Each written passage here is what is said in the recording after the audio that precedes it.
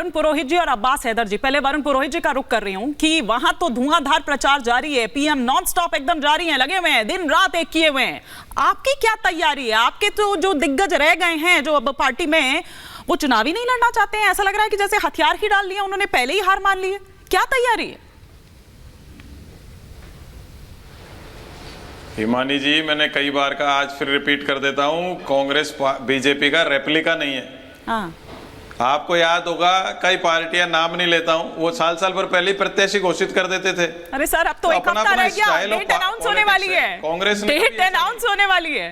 कांग्रेस ने, हिमानी जी, कभी अब आप सुनना नहीं चाहते? नहीं, मैं सुन रही हूँ। कांग्रेस कभी ऐसा नहीं, लास्ट आखिरी दिन फॉर्म भरने से पहले भी टिकट चेंज हो जाते, आखिरी दिन फॉर्म भरने के पहले भी टिकट चेंज हो जाते हैं कांग्रेस में। ऐसा नहीं है, आज से नहीं है, इंदिरा जी, राजीव जी के जमाने से तो मैं देख रहा हूँ। ये बार बार एक नैरेटिव, बीजेपी ने ऐसा कर दिया, आप क्यों नहीं कर रहे हो? भाई, हम हमारे हिसाब से कर रहे हैं। दूसरी बात, आपने क्या कहा, 15 वर्षों बाद नवीन पटनायक से समझौता हुआ।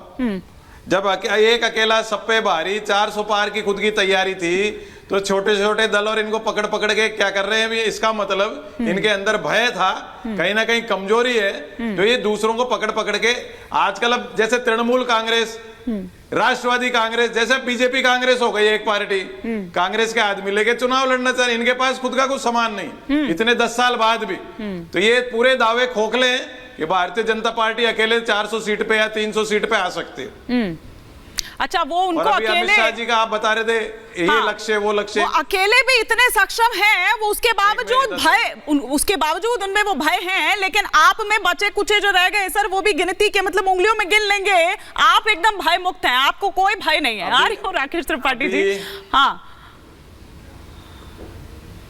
मेरी बात तो सुन लो पूरी एक बार। आज ही मैंने कहा कि अभी आप एक वीडियो वायरल हुआ है मध्य प्रदेश का, उसी का जिक्र मध्य प्रदेश का वायरल हुआ है एक वीडियो। वरुण जी, एक मिनट त्रिपाठी जी, उसी का जिक्र त्रिपाठी जी आ रही है, एक बार पुरोहित जी कंप्लीट कर लें, पुरोहित जी कंप्लीट कर लें, फिर मुझे राहुल महाजन जी का भी रुख करना है। हाँ, एक बार कंप्लीट कर लें, फिर आप रिएक्ट करिएगा। हाँ, अभी तक तेरी अब एक वीडियो आ रहा है, अभी तक तेरी गालियां सुनी, अब तुझे पार्टी में शामिल करना पड़ रहा है, उसी से आप इनकी स्थिति अंदाज लगा लीजिए। पचौरी जी तो मेरे बहुत अच्छे क्लोज रिलेशन है, बड़े भाई की जैसे हैं। आनंद शर्मा जी के टाइम महामंत्री थे इंडियन यूथ कांग्रेस के, राजीव गांधी जी ने उनको आगे बढ़ाया, अब चले गए, कोई बात नहीं, सज्जन आदमी, उसमें कोई, मैं हर किसी के वो करता हूं, लेकिन पचौरी जी के मामले में चलिए इस पर जवाब ले लेती हूँ, फिर राहुल महाजन जी का रुख करूंगी। त्रिपाठी जी बस सर, बाकी गेस्ट भी अभी दोबारा आऊंगी, तब कहिएगा वो बात। त्रिपाठी जी,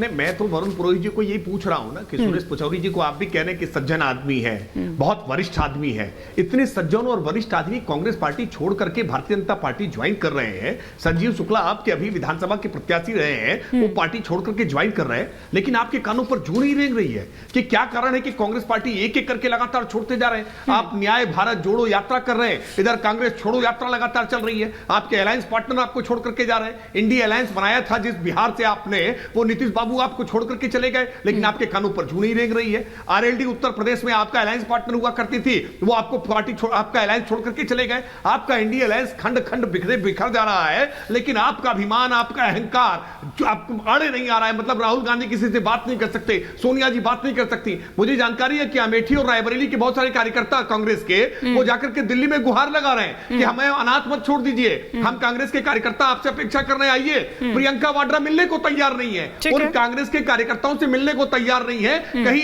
यूपी में चुनाव लड़ने के लिए हामी ना भरनी पड़ जाए, क्योंकि यूपी में चुनाव जीतना तो अब संभव नहीं रह गया है। जिस सपा की बैसाखी पर चलते थे, वो सपा की बैसाखी भी टूट गई है। उनके विधायक वहां समाजवादी पार्टी छोड़ के चले गए। सपा अपनी पार्टी बचावे कि आपको जितावे, तो बहुत मुश्किल है कांग्रेस के लिए। मैं जानता हूं बहुत मुश्किल दौर से कांग्रेस गुजर रही है, लेकिन आत्मचिंतन करे, आत्ममंथन करे, आगे के चुनावों के लिए तैयारी करे। ठीक है। वैसे भी उनके कई सहयोगी ये कह चुके हैं कि 24 नहीं 29 की तैयारी वो कर रहे हैं, और ये बना ही इसीलिए है, तो इसीलिए झटके लग रहे हैं बंगाल से लेकर जम्मू कश्मीर तक। लेकिन राहुल महाजन जी, एक के बाद एक जिस तरह से ये धुआंधार प्रचार चल रहा है प्रधानमंत्री नरेंद्र मोदी का, वो नॉन स्टॉप जारी है, वो रुक ही नहीं रहे हैं। मतलब मैं असम से शुरू करूं, अरुणाचल हो, बंगाल हो, अब कुछ देर बाद जब शाम में पहुंच जाएंगे बनारस, किस तरह से देख रहे हैं आप उसको? चूंकि वो एक लक्ष्य बड़ा निर्धारित किया गया है, जाहिर सी बात है कि वो चैलेंज एक बड़ा चैलेंज है। देखिए बड़ी स्ट्रेटेजिकली वो चुनते हैं जगह, जैसे काजीरंगा उन्होंने चुना, आपने उसकी तस्वीरें देखी होगी। काजीरंगा की ना तस्वीर बदल गई है। वो काजीरंगा एक डिलिमिटेशन के बाद नई कॉन्स्टिट्यूंसी हो गई है। वहाँ पे कांग्रेस का काफ़ी प्रभाव होता था उस कॉन्स्टिट्यूंसी में। तो प्रधानमंत्री ने जानबूझ के वो कॉन्स्टिट्यूंसी चुनी है कि वहाँ पर वो जाके जो बीजेपी जो है उसको थोड़ा बूस्ट करें, ताकि वहाँ पर इस बार जो है वो चुनाव जीता जा सके। 9 सीटें थी असम में, अब वो चाहते हैं कि ये जो सीटें हैं बढ़ें। और पूरे नॉर्थ ईस्ट में भी, जैसे अब वो अगर अरुणाचल गए हैं तो अरुणाचल में बीजेपी ने इनरोड्स बनाए 2019 में। 2014 में अगर 1 सीट थी तो वो 2 सीटें हो गई, 2 ही सीटें वहाँ पे दोनों की दोनों बीजेपी के पास आ गई। तो वो स्ट्रेटेजिकली चुना जाता है कि कहाँ कहाँ प्रधानमंत्री जाएंगे। दूसरी बात ये है कि अभी बहस चल रही थी कि बहुत सारे लोग जो हैं वो कांग्रेस से बीजेपी में आ गए हैं। तो ऐसा भी नहीं कि बीजेपी से लोग जो है दूसरी जगहों पे नहीं गए। अगर आप पश्चिम बंगाल की बात करेंगे तो उनके अभी पिछली बार के एक एमपी जो है उन्होंने तृणमूल कांग्रेस ज्वाइन कर ली, एक एमएलए थे उन्होंने ज्वाइन कर ली।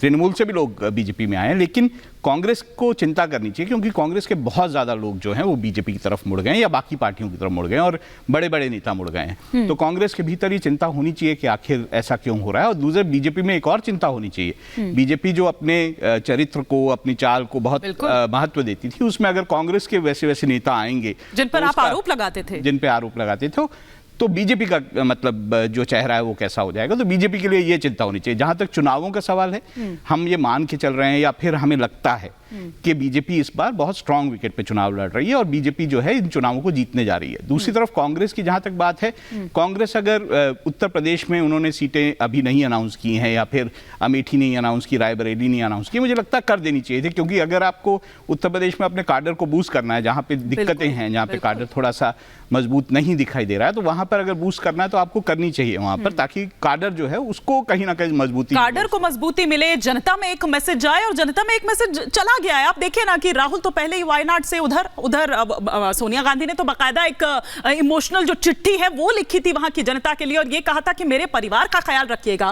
तो वो किसके लिए थी? क्या मेरे ख्याल से अभी हमें बहुत जल्दी होगी, ये नहीं मानना चाहिए कि क्या गांधी परिवार ने दोनों सीटें छोड़ दी हैं। अभी लिस्ट आनी चाहिए, उसमें देखना होगा, उसके बाद ये शायद तय हो पाएगा कि दोनों सीटें छोड़ दी है कि नहीं छोड़ दी। ठीक है, लेकिन अब्बास हैदर जी, आप लोगों की क्या तैयारी है? या आप लोग इसी सहारे हैं कि 10 साल हिटलर के थे और जिस तरह के आरोप जो हैं, जिस तरह की बात जो है वो आपके अखिलेश यादव जी कह रहे हैं, आप लोग उसी सहारे हैं? देखिए, जहां तक समाजवादी पार्टी का सवाल है, तो समाजवादी पार्टी और कांग्रेस का जो गठबंधन है, जिस दिन हमारी सीट शेयरिंग तय हुई, भारतीय जनता पार्टी बैकफुट पे आ गई, ना सिर्फ उत्तर प्रदेश में बल्कि पूरे देश में, क्योंकि उत्तर प्रदेश ही देश की संसद का रास्ता दिखाता है। देखिए, बात यह है कि भारतीय जनता पार्टी की और एनडीए की स्थिति बहुत कमजोर है पूरे देश में। ये जिन लोगों को समय नहीं देते थे, अपॉइंटमेंट नहीं देते थे, आज उनके दरवाजे पे जा रहे हैं, वो अंदर नहीं आने दे रहे। एआईएडीएमके की अगर आप बात कर लीजिए, लगातार बातें आ रही कि एआईएडीएमके से हमारा समझौता होगा। कल ही आप ही के चैनल पे उनके प्रवक्ता ने कह दिया, नहीं, हम दरवाजे ही नहीं खोल रहे इनके लिए। ये स्थिति है भारतीय जनता पार्टी और एनडीए की। यही